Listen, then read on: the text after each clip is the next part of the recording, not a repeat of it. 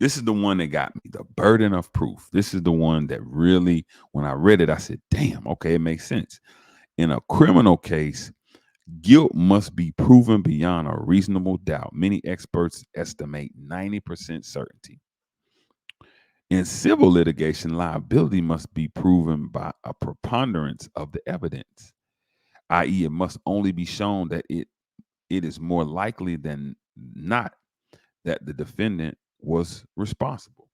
That's huge because that's saying, listen, it's really up to perception. It's really up to conjecture, right? Intense conjecture, meaning they can say, yeah, we could see that happening. And again, that goes back to what I was saying about how these people are built up before these trials. See, it's been a smear campaign about Puffy. And let me put this out there.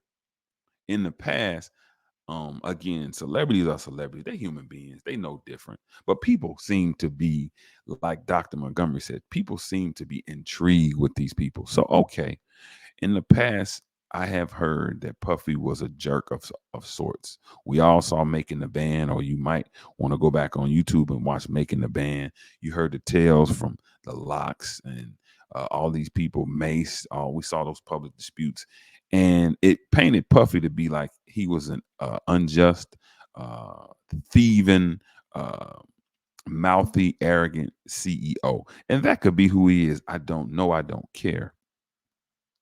However, but comma, if he's still all of those things, he still deserves due process, right? He still deserves it. But the fact that they would build that up, understand that only goes against him, right? Because we know it's not beyond a reasonable doubt, like in a criminal case. It's only the preponderance of the evidence. So that's likely to happen. So if I know that this kid bullies kids and a kid comes up and says, he bullied me, he punched me, mm, yeah, he probably did it because he has a track record of doing it. I mean, that's logical, but it's not always effective and efficient. That's all. It's not always efficient. I understand it, but it's not always. It doesn't always denote it. It's basically a weakened, diluted law, that diluted way to gain a judgment, or to engage law. I should say it's a diluted way to engage law. That would be the way I put it. So I'm harping on the burden of proof for all of those people who are quick to say he did it. No, he's not. That's not even the nature of civil litigation. So that's not it.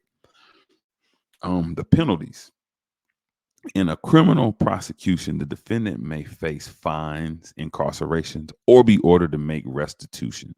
In civil action, the most common remedy is the payment of damages, although there are instances where a court can order specific performance require that the party do what was promised, right? So we see that there are a whole bunch of differences between the civil process and the criminal process.